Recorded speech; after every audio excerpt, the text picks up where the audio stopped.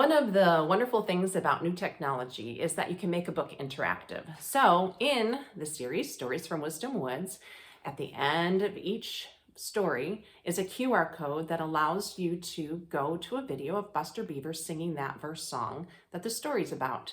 Song always helps people learn verses better, and so here's an awesome way for your kids and for you to learn wisdom verses. So how to use that?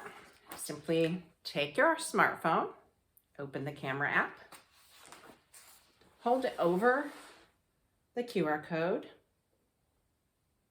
and if you can see that, a link popped up. You tap the link, and it opens right up to Buster Beaver. He talks a little bit about the verse and then sings the song twice for your children to learn that verse.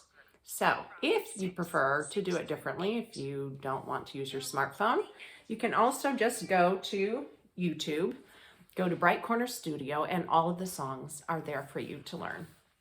So seek wisdom and learn those verses.